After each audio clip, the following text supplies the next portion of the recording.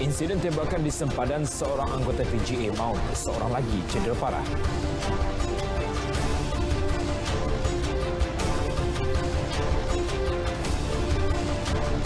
Cuaca buruk di Terengganu, penduduk diminta lebih waspada.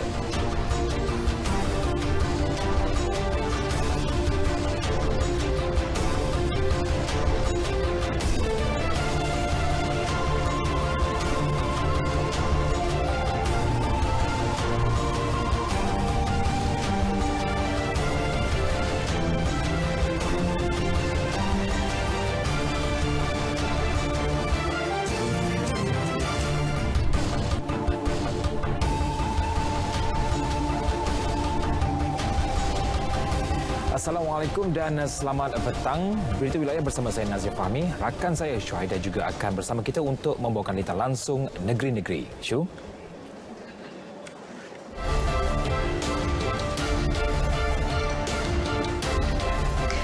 Baik, terima kasih Nazri. Lintas langsung hari ini dimulakan dengan perkembangan dari Sabah bersama Syahrizam Awang. Fokus utama, Pusat Kawalan Operasi Bencana Sandakan laksana 5 strategi kekang penularan COVID-19.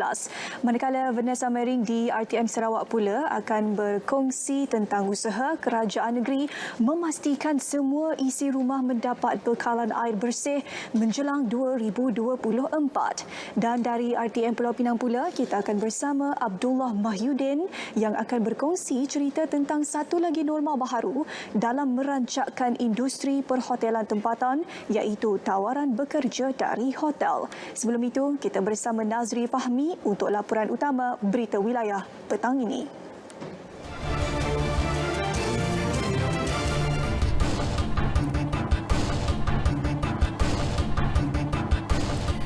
Berita wilayah dimulakan dengan berita ini terlebih dahulu. Tiada kompromi terhadap mana-mana pihak, terutamanya bagi kumpulan penyudup rentas sempadan.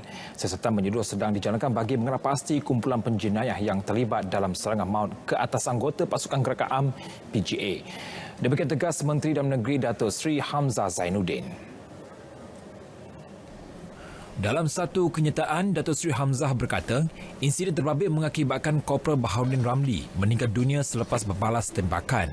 Manakala seorang lagi rakan setugas mangsa, Korporal Norihan Tari, cedera parah dan sedang dirawat di Hospital Tuanku Fauziah Kangar. Siasatan awam mendapati 2 anggota PGA berkenaan sedang melakukan tugasan risikan di kawasan terbabit sebelum diserang 2 kumpulan penjenayah yang disyaki warga tempatan dan warga asing. Penjenayah dipercayai sedang menjalankan aktiviti penyeludupan sempadan. Datuk Seri Hamzah merakamkan ucapan takziah kepada keluarga mangsa yang terlibat. Ketua Polis Negara Tan Sri Abdul Hamid Bado dan seluruh warga polis di Raja Malaysia PDRM menzahirkan ucapan takziah buat ahli keluarga mendiang Korporal Baharudin Ramli dari Batalion 3 Sonai Perak, Brigade Utara Pasukan Gerakan AM PGA yang terkorban ketika menjalankan tugas. Kenyataan melalui laman Facebook Polis di Raja Malaysia yang dikongsi laman Facebook Tan Sri Abdul Hamid itu menyatakan pembagian Korporal Baharudin merupakan satu kehilangan besar buat pasukan dan negara. Segala usaha memerangi rasuah dan memastikan integriti tadbir urus negara berada pada tahap tertinggi yang dilakukan oleh Ketua Pengarah Pusat Governance Integriti dan Anti Rasuah Nasional GIACC, Tan Sri Abu Kasim Muhammad Ahmad di Sanjung Tinggi Negara. Perangkat itu dizahirkan Perdana Menteri Tan Sri Muhyiddin Yassin menerusi hantaran laman Facebooknya hari ini. Perdana Menteri berkata Pelan Anti Rasuah Nasional NACP 2019-2023 yang dilancarkan pada Januari tahun lepas antara inisiatif yang dibangunkan GIACC bawah kepimpinan Tan Sri Abu Kasim. NACP bertujuan menangani isu tadbir urus, integriti dan anti rasuah secara menyeluruh. Jelas Tan Sri Muhyiddin lagi, Tan Sri Abu Kasim merupakan seorang yang sangat proaktif, punyai banyak buah fikiran untuk menambah baik tadbir urus negara, tegas, berintegriti dan komited terhadap tugasan. Mengakui sukar mencari pengganti, Tan Sri Muhyiddin turut memaklumkan beliau telah menerima kunjungan hormat perpisahan daripada Tan Sri Abu Kasim yang akan bersara wajib pada 5 Disember ini. Seorang kanak-kanak lelaki ditemukan mati lemas dipercayai terjatuh ke dalam tali air di kampung Telaga Bata Sering, Kota Baru, Kelantan pagi tadi. Dalam kejadian pukul 10 pagi itu, mangsa Muhammad Alif Ashraf Parudin, 13 tahun, anak tunggal, dikatakan bermain air di kawasan tersebut bersama dua rakannya. Waris mangsa Ablah Ismail memberitahu dia mengetahui kejadian menimpa cucu saudaranya daripada ibu mangsa. Dia kemudian bergegas ke lokasi kejadian sebelum mayat ditemukan anggota bomba kira-kira 10.43 pagi tadi.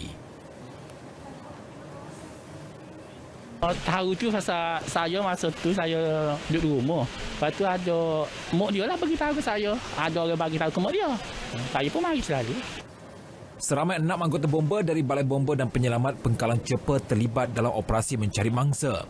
Ketua Polis Daerah Kota Baru, Asisten Komisioner Abdul Rahim Daud ketika dihubungi mengesahkan kejadian tersebut.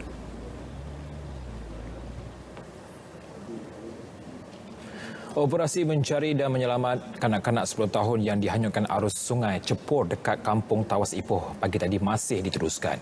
Muhammad Dennis Ramadan Ammar Fizi dilaporkan hanyut arus sungai berkenaan ketika sedang bermain di kawasan tersebut bersama 4 lagi rakannya sekitar pukul 10.20 pagi tadi. Menurut Penolong Pengarah Bahagian Operasi Jawatan Bomba dan Penyelamat Negeri Muhammad Yunus Abu, pihaknya menghadapi sedikit cabaran ketika operasi berikutan arus sungai yang deras selain keadaan cuaca yang tidak menentu di kawasan berkenaan. Sebagai empangan tempatan banjir, mengurangkan banjir di kawasan hilir. Jadi jaraknya dalam 2 km daripada sini. Jadi tumpuan kita adalah di kawasan 2 km dalam menggunakan bot, pencarian menggunakan bot. Selain daripada itu, kita juga telah menggerakkan pasukan kita untuk buat pencarian di bawah kawasan empangan ini melalui jalan-jalan ataupun jalan-jalan yang berhampiran dengan sungai. Selain itu, beliau turut mengarahkan anggota bomba di balai berdekatan dan sungai berkenaan agar turut melakukan tinjauan. Terdahulu pihaknya menerima panggilan mengenai kejadian kira-kira 10.47 pagi sebelum 30 anggota daripada Balai Bomba dan Penyelamat berhampiran dikerahkan ke lokasi. Sementara itu, saksi Muhammad Syawal Rosali, 13 tahun ketika kejadian, Muhammad Dennis sedang membantu seorang lagi rakan mereka untuk mengambil selipar yang terjatuh ke dalam sungai. Dia tolong. Kawan tu terjun lah. Lepas tu kawan tu hanyut. Kita sebenarnya telah mengingatkan kepada semua ibu bapa di kawasan-kawasan yang di kawasan tanah rendah ni, antara duduk dengan banjir kilat dan juga kawasan-kawasan ada anak sungai dan sebagainya, supaya menguasai anak-anak mereka lah, supaya kejadian-kejadian sebegini dapat dielakkan.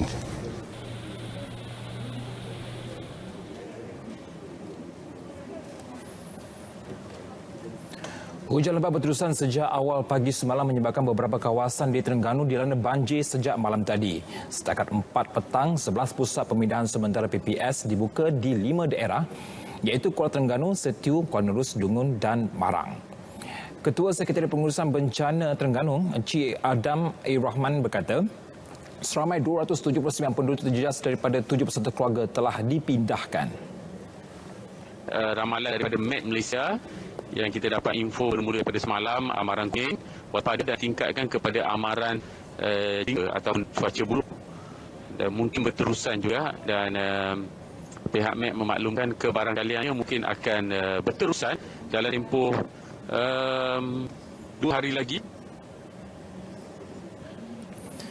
Beberapa penduduk yang ditemui di PPS SK Tok Jembar berkata beberapa barangan rumah tidak sempat diselamatkan kerana air naik mendadak. Siti, benda air tu kita dah nak nyipang barang-barang kedai wucik berterapung, kata sebab kala tu ada kat luar je yang orang slow-slow. Sekarang ni je naik beruh lalu, jadi dah lah buang tilam berterapung belakang kata.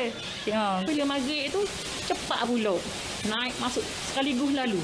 Jadi barang saat ni hak mana dam lah kita akak. Hak mana dam tu berterabur gitulah.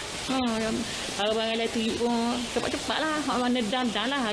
Tapi alhamdulillah dam jugalah akak. Sebelum ini, Jabatan Meteorologi Malaysia telah mengeluarkan notis amaran cuaca buruk di Kelantan, Terengganu dan Pahang sehingga hari ini. Di Perak, jumlah penduduk terjejas terus mencatatkan peningkatan. Setakat 4 petang tadi, seramai 378 penduduk daripada 120 telah dipindahkan di 4 PPS berbanding 346 penduduk pagi tadi.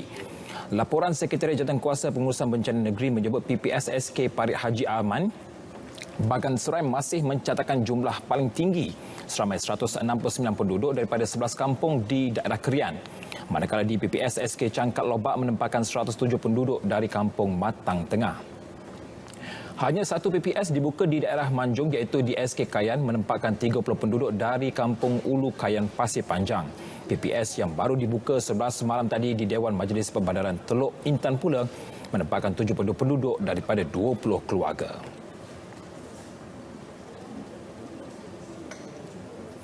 Di Pahang, kesemua 8 PPS yang dibuka sejak malam kemarin di daerah Raub sudah ditutup sepenuhnya hari ini. Kumpulan terakhir penduduk terjejas yang sebelum ini ditempatkan di 2 PPS dalam daerah itu telah dibenarkan pulang ke kediaman masing-masing pukul 12 tengah hari tadi.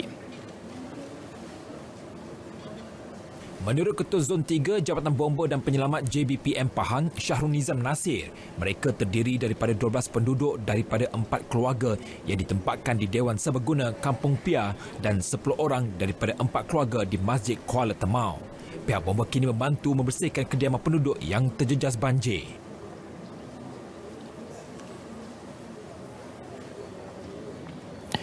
Bagi menghadapi musim tergujuk di seluruh negara, 15,000 anggota bomba serta 405 pasukan bomba sukarelawan dikerahkan bagi penugasan mendepani perubahan monsun Timur Laut. Pengarah Bahagian Operasi Kebombaan dan Penyelamat Jabatan Bomba dan Penyelamat Malaysia JBPM, Datuk Nur Hisham Muhammad berkata, persiapan komprehensif telah dilakukan sejak Julai lalu bagi memastikan situasi itu dapat ditangani dengan baik. Mengakui pandemik COVID-19 memberi kesan terhadap penugasan kali ini, beliau memaklumkan amalan norma baharu dititik beratkan sepanjang operasi menyelamat penduduk terjejas banjir. Dari segi pengurangan kepada jumlah mangsa yang kita pindahkan dalam satu-satu logistik. Maksudnya kalau kita masuk dalam bot tu, kita kurangkan jumlah orang daripada dalam bot itu. Jika berlaku melibatkan perpindahan, kita hendaklah memastikan kedua-dua pihak iaitu bomba dan juga pihak yang dipindahkan itu mangsa tu, kita at least cakap minimum kena pakai mask lah. So perkara itu telah kita susun di lapangan.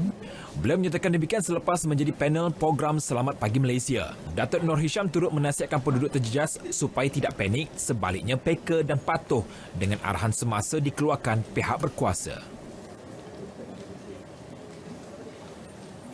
Banjir di Melaka juga semakin pulih. Setakat pukul 4 petang tadi, jumlah penduduk terjejas berkurang kepada 235 penduduk daripada 56 keluarga yang masih berada di 4 pusat pemindahan sementara PPS di 3 daerah.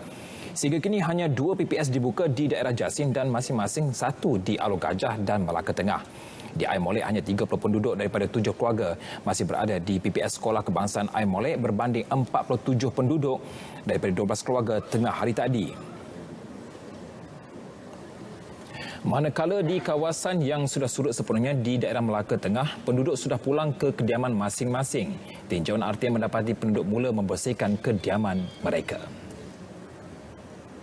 Hari ini kita minta biarlah berpanjangan macam ni keadaan sampai ke malam. Cuaca pun baik, sampai ke besok kita pun bersyukurlah. Kita pun dah tak perlulah tidur kat sekolah lagi. Legalah perasaan tu, rasa lega, alhamdulillah. Tapi penatlah nak kena kemas kan. Harap jangan naik balik lah. Minta semuanya okey lah kan.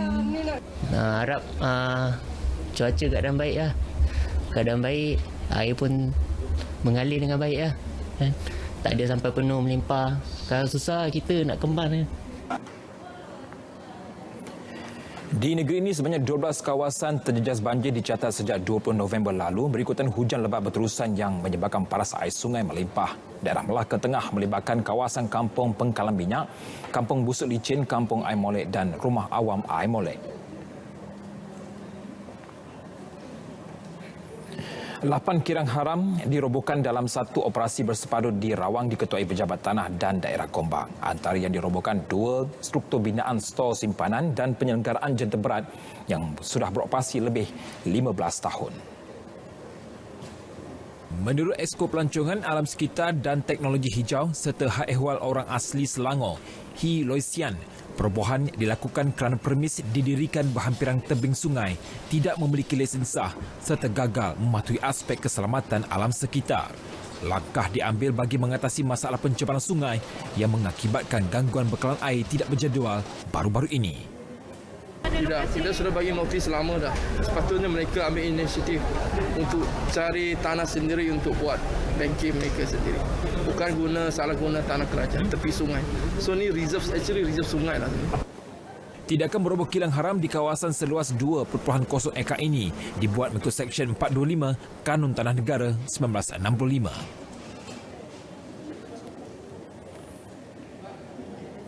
Perintah kawalan pergerakan diperketatkan di Plaza Hentian Kajang Selangor ditamatkan tengah malam ini sejak dikuatkuasakan pada 28 Oktober lalu. Bagi memastikan kawasan itu bebas daripada sebarang risiko jangkitan COVID-19 termasuk daripada kluster berkaitan pekerja asing, Jabatan Imigresen terus menjalankan operasi pembersihan. Wartawan Ravin Shanmugam yang mengikuti operasi itu pagi tadi melaporkan 141 parti ditahan atas pelbagai kesalahan.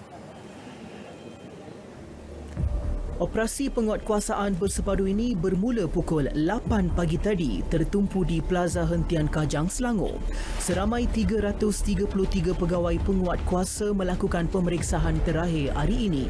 Timbalan Ketua Pengarah Imigresen Bahagian Operasi, Muhammad Fauzi Mat Esa berkata seramai 2,600 individu telah diperiksa. 1,900 daripadanya adalah warga asing. So, parti ini daripada 141 orang parti yang kita tahan pada hari ini, 65 orang adalah Indonesia,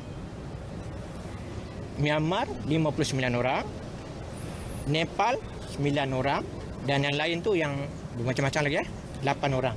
Daripada awal tahun ini, daripada Januari sehingga 23 November, tengah November, kita telah mengadakan sebanyak 6,347 operasi itu bilangan operasi. Kita buat ni seluruh negara lah, melibatkan jim negeri. Dan dalam operasi tersebut kita telah menangkap 34,649 orang parti. Ini ada yang ada dalam depo, ada yang telah kita pun usir keluar hantar balik ke negara asalnya. Dan dalam masa yang sama kita telah mendakwa 376 majikan ni yang mana yang menggaji parti. Tegasnya, pemeriksaan berkala akan terus dilakukan walaupun PKPD di kawasan berkenaan telah tamat. Beliau turut meminta majikan supaya tidak melindungi parti jika tidak mahu berdepan tindakan undang-undang.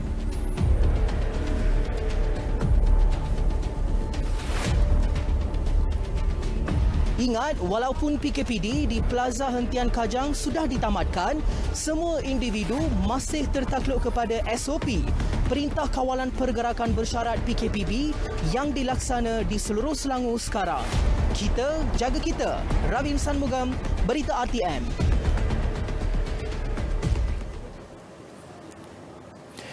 Johor mencatat 98% kadar pematuhan prosedur operasi standard SOP sepanjang Perintah Kawalan Pergerakan Bersyarat PKPB sejak 9 November lalu.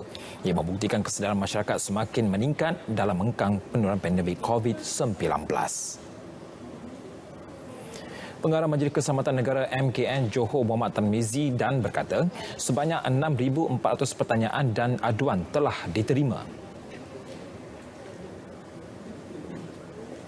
Kita menerima setiap hari pertanyaan-pertanyaan berkaitan dengan SOP terkini dan juga tindakan-tindakan kerajaan yang apa yang dan tidak boleh dilaksanakan di peringkat negeri Johor ini.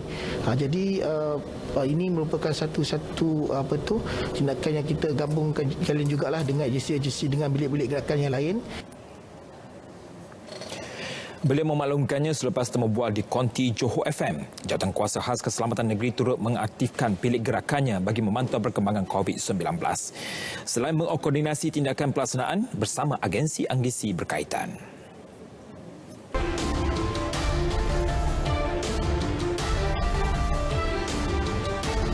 Hujan dan tengkujuh berpisah tiada, jadi penting bagi kita mengetahui laporan cuaca terkini untuk merancang pergerakan dan membuat persediaan. Kita bersama Farha Abdul Halim untuk perkembangan cuaca. Assalamualaikum dan selamat petang kepada semua penonton. Kembali bersama Map Malaysia untuk perkembangan cuaca pada petang ini. Amaran cuaca peringkat buruk dan juga waspada telah pun dikemaskini sejak dari jam 11.30 pagi tadi melibatkan negeri Kelantan, Terengganu dan juga di bahagian Kuantan, negeri Pahang, iaitu hujan lebat yang sedang berlaku dan dijangkakan akan berterusan sehingga ke 27 November 2020. Manakala amaran cuaca peringkat waspada iaitu hujan lebat yang dijangkakan akan berlaku untuk tempoh 1 hingga 3 hari melibatkan negeri Kelantan dan juga sebahagian daripada negeri Pahang di samping negeri Perak yang melibatkan bahagian Kinta, Kuala Kangsar dan juga Hulu Perak. Keadaan ini dijangkakan akan berlanjutan sehingga ke 27 November 2020 dan kami menasihatkan penduduk setempat agar sentiasa berwaspada dan berhati-hati pada ketika ini kerana banjir yang berpotensi untuk meningkatkan kenaikan paras air dan juga kerosakan di beberapa struktur bangunan yang tidak kukuh. Seterusnya, untuk amaran peringkat waspada yang telah pun dikeluarkan awal untuk hari ini melibatkan negeri di utara semenanjung Malaysia, khususnya di Pulau Langkawi, Perlis dan juga sebahagian negeri Kedah ini bermula pada 26 hingga 27 November 2020. Seterusnya, amaran keadaan laut semasa iaitu amaran kategori pertama bagi angin kencang dan laut gelora di sekitar kawasan perairan telah dilorotkan dengan warna kuning ini masih lagi dikekalkan, terutamanya melibatkan perairan Kelantan dan juga Terengganu, iaitu ketinggian ombak yang boleh mencecah sehingga ke 3.5 meter dan juga kelajuan angin antara 40 hingga 50 km sejam. Amaran ini adalah berbahaya pada semua aktiviti perairan termasuklah buk-buk kecil, rekreasi laut dan juga sukan laut. Map Malaysia menasihatkan penduduk setempat agar sentiasa berwaspada dan sentiasa mengikuti perkembangan terkini berkenaan dengan cuaca semasa. Seterusnya, kita perhatikan kepada paparan imej gemar radar dan tinjauan pada petang ini menunjukkan ribut peti yang telah pun memasuki kawasan daratan rantau semenanjung kita, terutamanya melibatkan bahagian pedalaman negeri Selangor dan juga wilayah Persekutuan Kuala Lumpur serta di sekitar negeri Melaka dan hampir keseluruhan negeri Johor. Keadaan cuaca lembap ini dijangkakan akan berterusan sehingga ke awal malam nanti, manakala hujan lebat yang sedang berlaku di negeri Pahang ini masih lagi berterusan dan juga dijangkakan akan terus berlaku untuk satu tempoh yang akan datang. Seterusnya, kita perhatikan kepada negeri Sabah dan Sarawak pula. Hujan dan ribut peti yang sedang berlaku di bahagian Kudat, Pantai Barat dan juga Sandakan dijangkakan akan berterusan sehingga ke malam nanti, manakala di negeri Sarawak pula di bahagian Miri, Limbang dan juga pedalaman Sarawak ini masih lagi berlanjutan dalam tempoh 1 hingga 2 jam dari sekarang. Sekian saja informasi cuaca untuk petang ini. Seterusnya kita lihat ramalan cuaca bagi bandar-bandar utama di seluruh Malaysia sepanjang malam nanti. Saya Farah Halim. Assalamualaikum.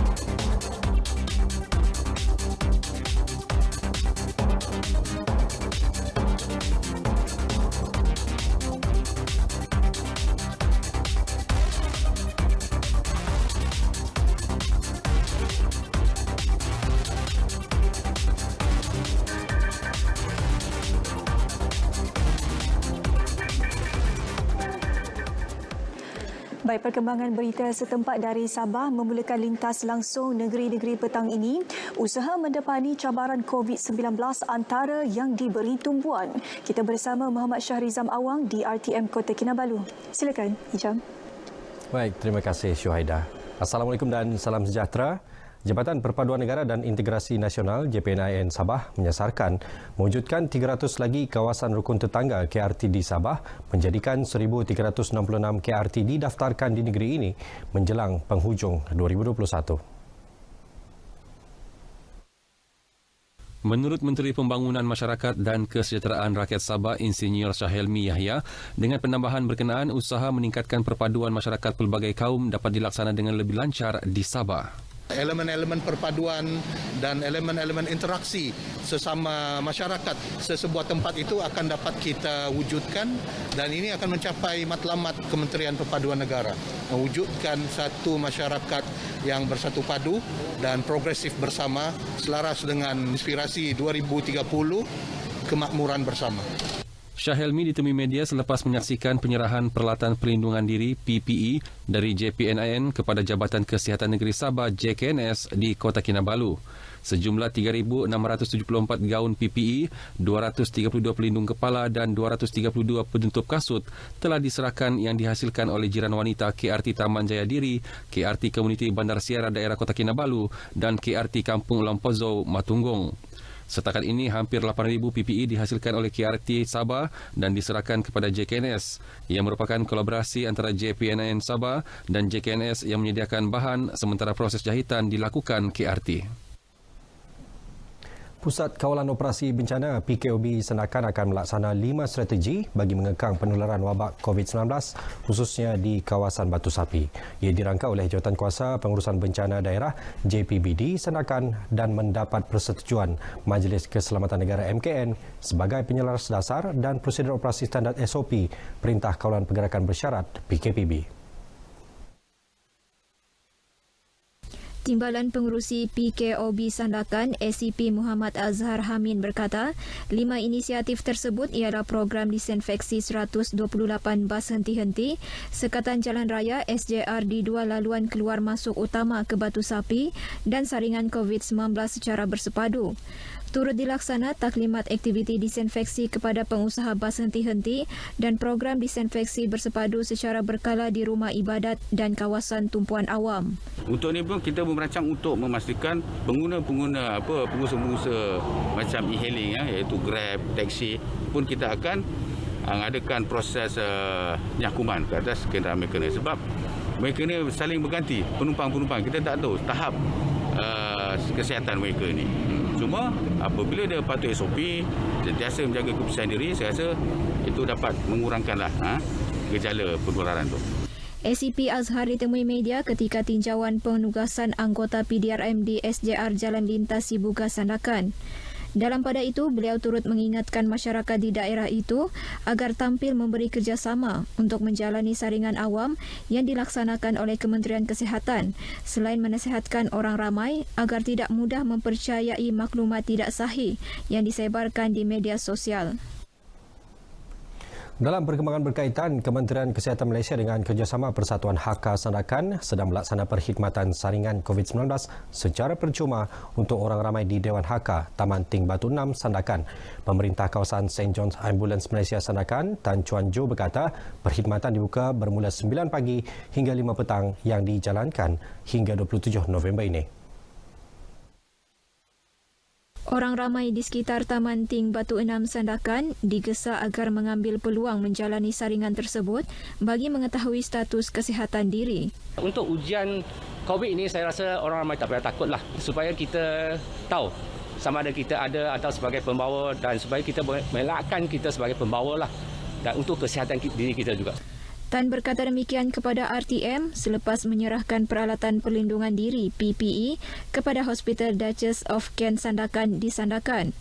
Beliau menasihatkan masyarakat agar tidak takut menjalani saringan khususnya jika bergejala kerana ia penting demi kesejahteraan masyarakat secara keseluruhan.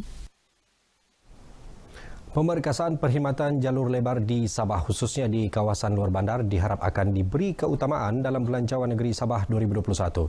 Pensyarah Fakulti Pengurusan dan Perniagaan Bahagian Ekonomi Universiti Teknologi Mara UiTM Cawangan Sabah, Herniza Roxanne Markus berkata, jaringan jalur lebar penting bagi melancarkan sesi pengajaran dan pembelajaran ketika ini sesuai dengan norma baharu bagi mengekang penularan pandemik COVID-19.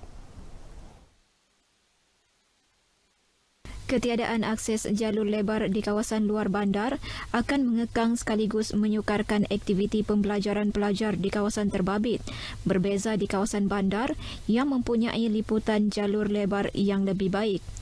Sekarang ni semua pun bersifat online, terutamanya pembelajaran. Jadi sepatutnya kerajaan perlu juga memberi fokus kepada bahagian digital ini sebab segala-galanya digital pada masa kini kan.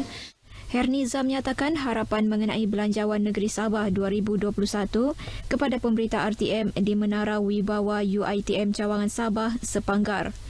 Beliau turut berharap agar kerajaan tidak mengabaikan pembangunan infrastruktur melibatkan jalan raya, bekalan air bersih dan elektrik terutama di kawasan luar bandar. Beliau yakin sekiranya kawasan luar bandar mempunyai kemudahan infrastruktur yang lebih baik, banyak pembangunan lain dapat dilaksana pada masa akan datang. Baik, sekian berita dari Sabah untuk petang ini bersama mencegah COVID-19. Sentiasa pantau status kesihatan. Kembali bersama Syuhada Arifin di Angkasa Puri. Syu, silakan. Terima kasih Hijam dengan perkembangan tersebut. Lintas langsung berita wilayah diteruskan dengan laporan dari Sarawak. Usaha menangani COVID-19 masih menjadi tumpuan. Laporannya kita bersama Vanessa Mering. Vanessa? Terima kasih Syuhaida, salam sejahtera dan salam hormat. Kita mulakan dengan berita ini. Usaha mempertingkat kecekapan pengesanan jangkitan COVID-19 di Hospital Miri mendapat perhatian sebuah syarikat tempatan terkemuka iaitu Kumpulan Samling yang tampil menyumbang sebuah mesin Real-Time Reverse Transcription Polymerase Chain Reaction atau RT-PCR. Majlis penyerahan disaksikan Menteri Pengangkutan Datuk Lee Kim Shin daripada Ketua Pegawai Operasi Syarikat tersebut, James Ho, kepada Pengarah Hospital Miri, Dr. Jack Wong.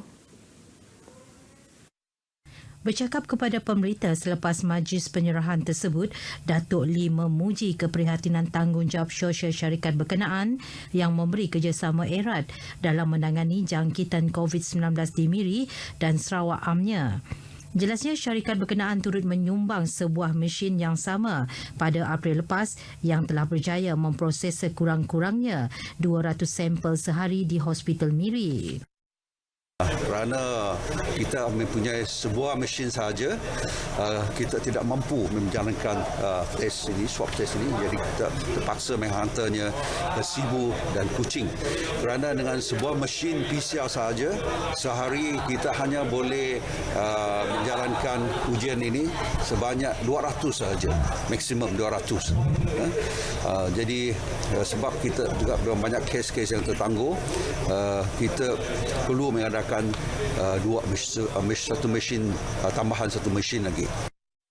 Datuk Lee yang juga pengerusi Jawatan Kuasa Pengurusan Bencana Bahagian JPBB Miri berkata Hospital Miri bukan sahaja menerima sampel dari kawasan itu, malah kemasukan dari Sabah dan Semenanjung selain dari Limbang, Lawas dan Marudi. Ini menyebabkan tonggakan sampel dan kelewatan untuk mengeluarkan keputusan sehingga menerima banyak aduan daripada pelbagai pihak, khususnya mereka yang sedang dikuarantin. Justru dengan adanya mesin kedua ini, kapasiti harian pemprosesan sampel akan meningkat kepada 350 hingga 400 sampel sehari. Beliau turut menyeru lebih banyak badan korporat tampil ke hadapan membantu melandaikan lengkung gelombang pandemik COVID-19.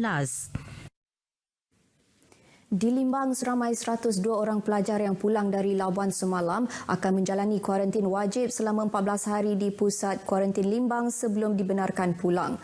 Menurut Pengerusi Jawatankuasa Pengurusan Bencana Bahagian JPBB Limbang, Insinyur Ahmad Deni Ahmad Fauzi, kesemua pelajar berkenaan merupakan penuntut dari pelbagai peringkat institusi pengajian di Labuan. Daripada jumlah itu, seramai 60 orang pelajar adalah dari Lawas, 32 dari Limbang, 9 dari Miri dan seorang dari Bintulu. Insinyur Ahmad Dene memberitahu 2 buah bot ekspres yang digunakan untuk membawa ke semua pelajar tersebut dibiayai oleh kerajaan negeri. Program penghantaran pulang kumpulan pertama pelajar dari 5 buah institusi pendidikan di Labuan itu merupakan inisiatif Pejabat Residen Limbang dengan kerjasama Jawatankuasa Pengurusan Bencana Negeri JPBN Sarawak susulan penutupan institusi pendidikan dan sekolah di seluruh negara. Kira-kira 180 lagi pelajar dari Miri, Bintulu, Sibu dan Kuching, Sarawak yang masih berada di asrama akan dihantar pulang menerusi penerbangan membabitkan kumpulan seterusnya. Bantuan geran projek kecil luar bandar MRP perlu digunakan dengan sebaiknya agar memberi manfaat kepada rakyat. Menteri Utiliti Datuk Dr. Steven Rundi Utom berkata, geran tersebut perlu dibelanjakan sepenuhnya untuk pembangunan dan aktiviti yang bermanfaat kepada sesebuah rumah panjang atau kampung.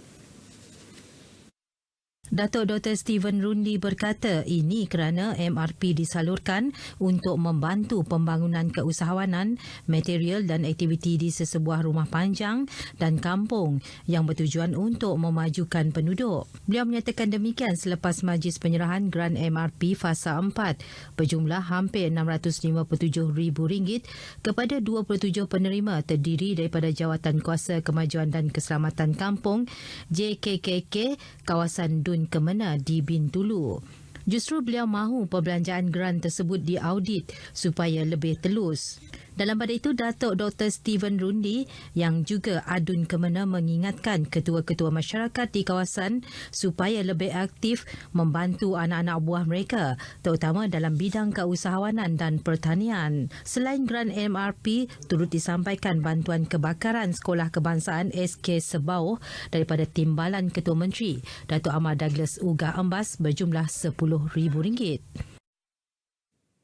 Sarawak menyasarkan semua isi rumah di negeri ini menikmati bekalan air terawat menjelang tahun 2024 iaitu setahun lebih awal berbanding sasaran yang ditetapkan iaitu pada 2025. Menteri Muda Utiliti Sarawak Datuk Dr. Abdul Rahman Junaidi berkata Jabatan Bekalan Air Luar Bandar JBAB sedang berusaha keras merealisasikan hasrat itu. Jelasnya lebih 300 projek rakyat membabitkan bekalan air telah dirancang dan akan dilaksana di seluruh negeri yang melibatkan peruntukan sebanyak RM4 bilion. Daripada jumlah itu, kerajaan negeri telah menyediakan peruntukan awal sebanyak RM2.8 bilion untuk menaik taraf sistem bekalan air sedia ada. Selain itu, bagi fasa kedua, projek sistem bekalan air alternatif Sarawak SAWAS sebanyak 53 projek telah dan sedang dilaksana sejak tahun lalu hingga kini. Datuk Dr. Abdul Rahman menyatakan demikian ketika berucap merasmikan pejabat baru JBAB bahagian Seri Aman di Bandar Simanggang. Bagi bahagian Seri Aman, beliau berkata RM500 juta peruntukan pembangunan projek bekalan air telah diluluskan kerajaan negeri dan kerajaan persekutuan. Ia merangkumi 9 projek rakyat, 2 projek di bawah rancangan Malaysia ke-11 dan 5 projek di bawah Kementerian Pembangunan Luar Bandar. Ketika ini hanya 53% kawasan di bahagian Seri Aman telah disalur dengan bekalan air bersih terawat. Orang ramai di bahagian Seri Aman kini boleh berurusan dengan JBAB di pejabat baru yang terletak di Jalan Bayu bersebelahan dengan pejabat persekutuan bahagian Seri Aman di Kejatau. Usaha merealisasikan pencegahan jenayah melalui konsep komuniti berorientasikan kepolisan memerlukan kerjasama padu daripada komuniti, polis, jabatan dan agensi kerajaan dan pertubuhan bukan kerajaan NGO. Menteri Muda di Jabatan Ketua Menteri, Undang-Undang dan Adat Bumiputera Sarawak, Datuk John Siki Tayai berkata, konsep tersebut menjadi platform terbaik dalam membentuk aspek kesukarelawan pencegahan jenayah dalam kalangan ahli masyarakat secara keseluruhannya. Jelasnya masyarakat kini turut terdedah dengan aktiviti jenayah cyber. Justru pemimpin Akar Umbi harus mengambil peduli atau sekurang-kurangnya mempunyai pengetahuan mengenai jenayah cyber ini bagi memastikan komuniti mereka tidak menjadi mangsa penipuan pihak tidak bertanggungjawab ini. Beliau menyatakan demikian dalam bengkel kepolisan Siri 3 peringkat daerah Tatau, anjuran pejabat daerah Tatau di Bintulu. Mengenai bengkel tersebut, Datuk John berkata ia bertujuan memperkasa fungsi Jawatankuasa Kemajuan dan Keselamatan Kampung JKKK dalam aspek keselamatan dan pengendalian bencana di peringkat komuniti khasnya ketika berhadapan dengan pandemik COVID-19. Antara tajuk yang diketengahkan dalam bengkel tersebut termasuk peranan JKKK dan tanggungjawab dalam pemerkasaan ketua masyarakat, ketua kaum, skim rondaan sukarela dan pasukan tindak balas kecemasan komuniti selain kawalan rabies dan anjing. Seorang lelaki 22 tahun berjaya ditangkap ketika cuba memecah masuk sebuah rumah di Taman Surabaya Petrajaya Kuching pagi Ahad lepas. Malang bagi suspek, tindakannya itu berjaya dipatahkan oleh tuan rumah yang juga seorang pegawai polis. Ketika dihubungi pemberita RTM, Ketua Polis Daerah Kuching ACP Awang Din berkata, dalam kejadian pukul 1 pagi itu, suspek dipercayai sedang menyelongkar harta benda di ruang tamu sebelum disedari tuan rumah. Tindakan pantas tuan rumah berjaya menahan suspek yang mempunyai 3 rekod jenayah lampau. Hasil ujian air kencing turut mendapati suspek positif metafetamin. Suspek yang disiasat di bawah Seksyen 448 Kanun Keseksaan kerana pecah rumah. ACP Awang Din dalam pada itu berkata, jenayah pecah rumah mampu dikekang dengan kerjasama orang awam yang prihatin dengan keselamatan kawasan kediaman mereka. Beliau berkata penyaluran maklumat mengenai aktiviti jenayah amat membantu pasukannya bertindak pantas dan sekaligus menjadikan Bandaraya Kuching sebagai bandaraya yang selamat. Sekian berita dari Sarawak. Kita kembali bersama Syuhaida di Angkasa Puri. Silakan. Baik, terima kasih Vanessa dengan perkembangan tersebut. Penebar roti canai kurang upaya antara paparan menarik yang akan dibawakan rakan setugas Abdullah Mahyudin dalam lintas langsung dari Pulau Pinang. Silakan, Abdullah. Baiklah, terima kasih. Biarpun perniagaan umpama sudah jatuh di timpa tangga atau boleh disebut juga destar habis kopiah luluh, namun pemain industri perhotelan tetap berusaha mendepani cabaran gelombang ketiga COVID-19. Selain promosi harga durian runtuh, perkhidmatan penghantaran makanan antara alternatif yang menjadi pilihan. Wartawan Hanisma Ismail meninjau fenomena ini. Pelaksanaan Perintah Kawalan Pergerakan Bersyarat PKPB akibat pandemik COVID-19 memaksa pemain industri perhotelan akur dengan SOP yang ditetapkan dalam usaha melandaikan lengkuk COVID-19. Namun, perniagaan tetap perlu diteruskan dengan menemui pelanggan menggunakan cara lebih kreatif. Terbaharu perkhidmatan penghantaran makanan dan pandu lalu yang diperkenalkan Hotel Royal Chulan Pulau Pinang. Okey, setakat sekarang kita memperkenalkan sistem drive-thru di mana menu goreng-goreng ada 10 jenis item ataupun 10 jenis masakan. Dinamakan ayam goreng kunyit, ayam paprik, daging masak merah dan kita punya kari kepala ikan.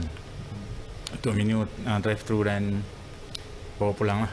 Agak-agak lah. Agak-agak dalam, dah terjual dalam average lebih kurang 1,200 macam tu lah. Ternyata perkhidmatan ini menerima sambutan menggalakkan daripada pelanggan. Lebih menarik, pelanggan yang bekerja dari rumah boleh mendapat keselesaan berganda dengan melakukan kerja tersebut di premis hotel. Tawaran pakej kerja dari hotel ini menjamin ruang dan kemudahan yang selesa untuk pengunjung menyiapkan kerja mereka. Selain daripada sales, pihak hotel sekarang kita mempromosikan package work from hotel. Sebelum ni mereka promosikan work from home, right, yang bekerja di pejabat-pejabat. Sekarang pihak hotel telah menyediakan package bekerja di hotel, di mana package ini bermula serendah RM49 untuk seorang. Jadi tetamu boleh bekerja di hotel dengan disajikan makanan, minuman, jadi boleh terus buat kerja dari hotel. Jadi tanpa ada gangguan lah. 3 pakej yang diperkenal oleh Hotel Royal Chulan Pulau Pinang ini membuktikan kreativiti mereka berjaya menggerakkan kelesuan urus niaga akibat kesan pandemik ketika ini.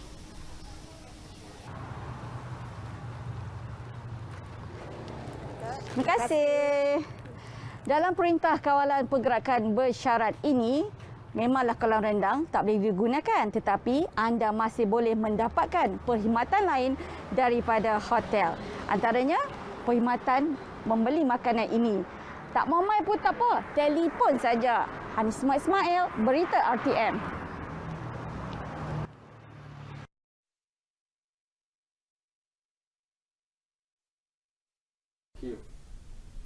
Hampir 1,000 penduduk Pulau Pinang berstatus B40 mampu menarik nafas lega selepas menerima bantuan menerusi inisiatif Pelan Jana Semula Ekonomi Negara Penjana bagi projek pertanian bandar. Ia melibatkan peruntukan dana berjumlah RM300,000. Pengarah Jabatan Pertanian Negeri Muhammad Muhaimin Ibrahim berkata, bantuan tersebut melibatkan kategori individu dan komuniti yang terpilih di negeri ini.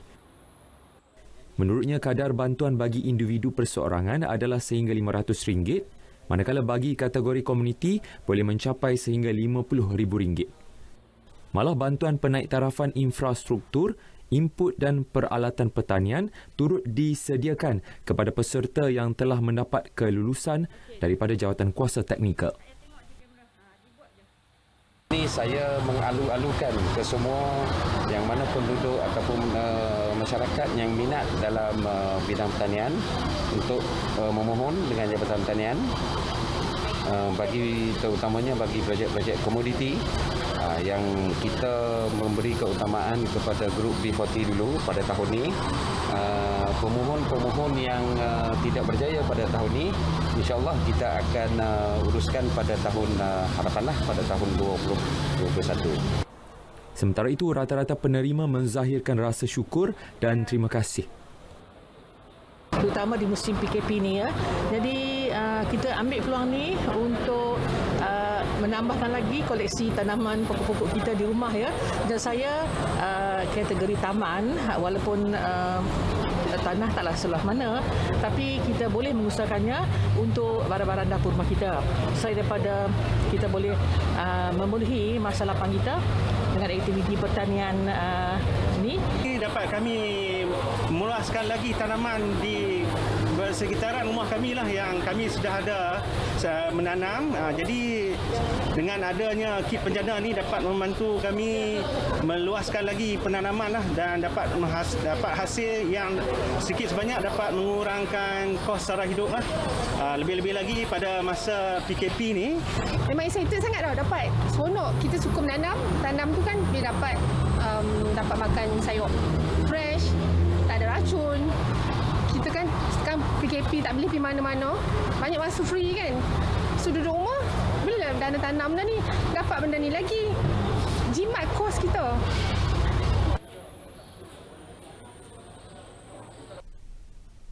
Baiklah, penebar roti canai biasanya mampu menarik perhatian pelanggan dengan kelincahan dua tangan menguli dan menebar roti. Bagaimanapun, kecacatan sebelah tangan akibat strok bukan penghalang buat Zamri Kesaur Maidin menjadi penebar roti canai. Bagi penduduk di kampung Teluk Awak, Teluk Bahang, Pulau Pinang, aneka roti canai yang disediakan Zamri menjadi pilihan utama, terutamanya roti sarang burung. Berniaga di hadapan rumah, Zamri 56 tahun yang dibantu ahli keluarga tidak melihat kekurangan dirinya sebagai penghalang untuk terus mencari rezeki menyara keluarga. Mengaku tempias kesan pandemik COVID-19 sedikit sebanyak menjejaskan perniagaannya, Zamri tidak mudah putus asa. Beliau kini berjinak-jinak mempromosikan perniagaannya di laman sosial Facebook selain menawarkan khidmat penghantaran roti canai ke rumah dan menjualnya secara sejuk beku. Ada COD, kita buat COD lah hantar. Lepas itu kita ada buat roti frozen. Inilah kan ada bantuan yang boleh tolonglah kita support sikit lah. Dan dari segi Cik Zamri sini sebagai seorang yang kita akan usaha lagi lah. Kita akan memajukan lagi lah. Kita akan berbagaikan menu kita lagi untuk tarik pelanggan lagi. Okey, baik. Ketika ini, tempahan secara dalam talian menunjukkan perkembangan memberangsangkan dan lebih mudah untuk dikendalikan. Beliau ditemu bual RTM dalam slot Cerita Pagi, Selamat Pagi Malaysia, langsung dari Pulau Pinang. Bila paparan itu mengakhiri sumbangan berita dari Pulau Pinang. Sebelum pelanduk hendak dipanah, baiklah bersedia diumpan rapi. Sebelum terhantuk baru terengadah, baiklah bersiaga dengan SOP. Teruskan patuh SOP, ingatlah perjuangan dan usaha melandaikan lengkuk COVID-19, tanggungjawab kita bersama. Kembali semula ke Angkasa Puri, silakan. Sarapan pagi makan sardin, terima kasih Abdullah Mahyudin. Perkembangan berita seterusnya kita bersama dengan Azri, silakan.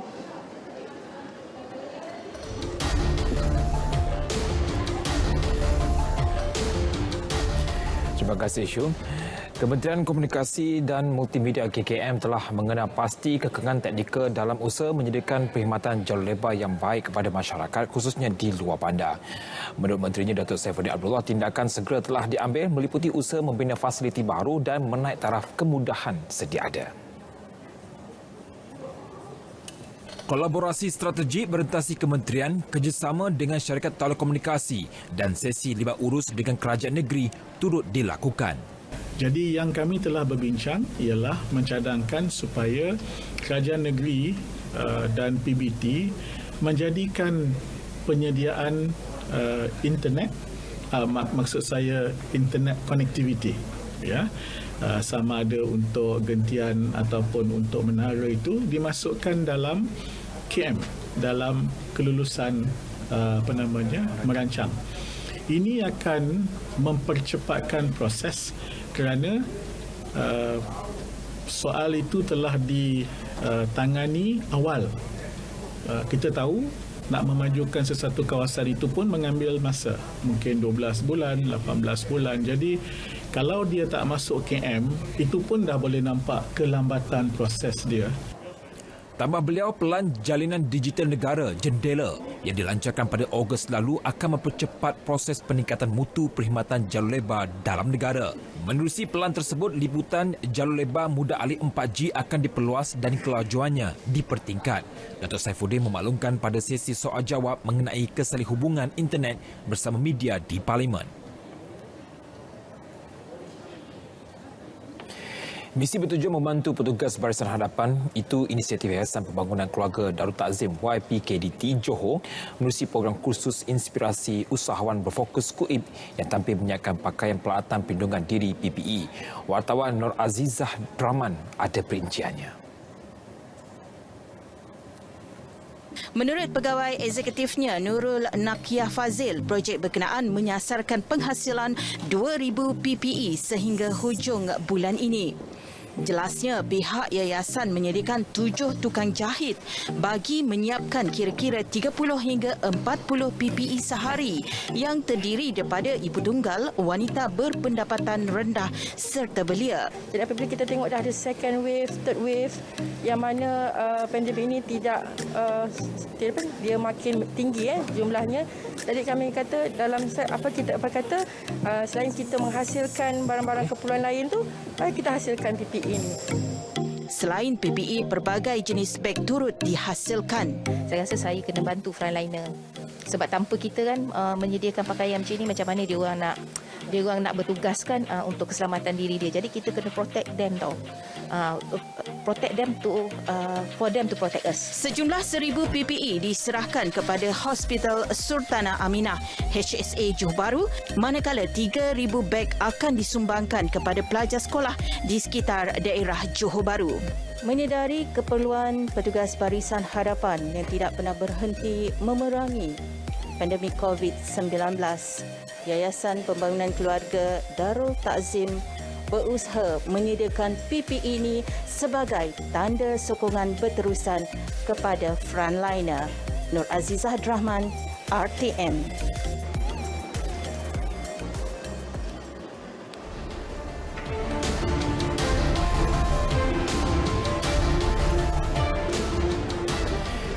Tak kala orang lain lena dioleh mimpi 4 beranak di Kampung Batu 12 Bembam Melaka kadang-kadang terpaksa bersengkam mata apabila rumah mereka dimasuki air hujan lebat. Dan selain daripada atap bocor, perkarangan rumah Zulkifli Abu Samah 40 tahun bersama isteri Siti Zainab Insyah 36 tahun juga tidak selamat kerana berada di laluan air mengalir berikutan tapak kediaman mereka terletak di kawasan rendah. Kita bersama wartawan Raihan Rahim menyelami nasib keluarga terbabit.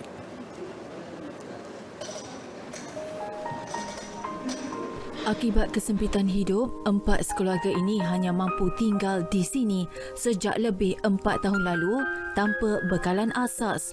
Zulkifli berkata sebelum tinggal di pondok kecil di atas tanah pusaka keluarga, dia sekeluarga berpindah randah dari satu tempat ke tempat lain. Bercerita lanjut, dia yang menghidap penyakit gout juga tidak memiliki pekerjaan tetap dan hanya mengambil upah menoreh getah atau melakukan kerja-kerja kontrak. Hujan macam ni, malam tadi hujan tak ada orang. Bocor sikit tu biasa. Saya tak agak diri saya anak-anak saya je dapat hidup. Untuk mandi, mereka menggunakan tandas di luar kawasan rumah. Manakala bekalan elektrik pula ditarik dari rumah ahli keluarganya. Isterinya Siti Zainab berkata dia sebelum ini membantu suaminya meniaga buah potong namun terpaksa berhenti berikutan pelbagai kekangan. Mereka hanya mengharapkan sinar buah anak Muhammad Akif Zuhairi 13 tahun dan Nur Aisyah Humairah 8 tahun. Apa yang ada kita makan je lah. Paling pun 1-2 hari lah. Kalau ni kita usaha lah kan. Tak tahu nak cakap macam mana. Hidup macam ni. Kalau bagi orang lain pun orang tak hidup. Tapi saya faham keadaan suami saya macam ni, sakit, gaut. Kawan kata kita pergi sekolah tak mandi lah, apalah. Bila besar nak jadi apa? Doktor. Doktor mak ayah. Terputus bekalan makanan perkara biasa bagi mereka. Malah bubur diibaratkan makanan ruji bagi keluarga ini. Walaupun mendapat bantuan Jabatan Kebajikan Masyarakat JKM sebanyak RM200 sebulan, ia tidak mencukupi buat mereka berempat. Siapa sangka rumah yang berlantaikan tanah ini dihuni oleh 4 sekeluarga untuk meneruskan kehidupan. Kedaifan mereka tidak hanya dizahirkan melalui luaran tetapi juga apabila meneruskan kehidupan. Mereka hanya bergantung kepada pelita dan kadangkala ketiadaan air. Namun, kehidupan tetap perlu diteruskan. Humairah tengah buat kerja. Pihak Jawatankuasa Pembangunan dan Penyelarasan Jeperum Bemban yang diajukan masalah ini berkata, mereka dalam perancangan untuk menempatkan 4 beranak ini di rumah sementara dan menjadikan anak-anak ini sebagai anak angkat Jeprun bagi menjamin pendidikan mereka. Cari satu penempatan baru sementara lah. Walaupun terpaksa menyewa, kita di peringkat Jeprun akan usaha untuk mendapatkan sumbangan mana-mana untuk sementara waktu membayar sewa tersebut. Laporan Raihan Rahim, RTM. Baik, ini berita baru yang kami terima. Perkembangan insiden membalas tembakan yang menyebabkan seorang anggota pasukan gerakan UMNO PGA maut. 6 daripada 14 suspek penyeludup yang terlibat dengan kejadian di sempadan Malaysia Thailand itu telah ditahan pihak berkuasa. 2 daripadanya ditahan PDRM di kawasan sempadan Malaysia Thailand. Manakala 4 lagi penyeludup berjadi bekas oleh pihak berkuasa Thailand ketika menerima rawatan di Hospital Hat Yai. Menurut Ketua Polis Perlis Datuk Serina Saad, 3 penyeludup tersebut mengalami kecederaan ketika berbalas tembakan dengan anggota PGA dalam operasi Obenteng ketika kejadian pukul 3.10 pagi tadi. Jelasnya lagi, hasil makluman awal dipercayai seorang daripada penyeludup membantu 3 rakan subahat mereka mendapatkan rawatan di hospital berkenaan. Makna dia melarikan diri, dia dah cedera. Kemungkinan besar 3 yang cedera tu memang confirm lah penyeludup yang terlibat lah. Tapi pihak kita dapat bantuan daripada pihak Thailand lah. Dia akan serahkan keempat-empat angkapan tu kepada kita. Dah dapat kan Jana? Dah dapat. Dah dapat rafu? Dah. Dan dia dah bawa seorang daripada yang cedera tu sebelah tangan umur 19 tahun. Dia bawa ke tempat kejadian di mana dia turun. Di mana dia naik balik daripada kejadian. Jalan dia masuk tu. Dia jalan dia naik. Yang belah Thailand kan? Belah Thailand. Belah Thailand.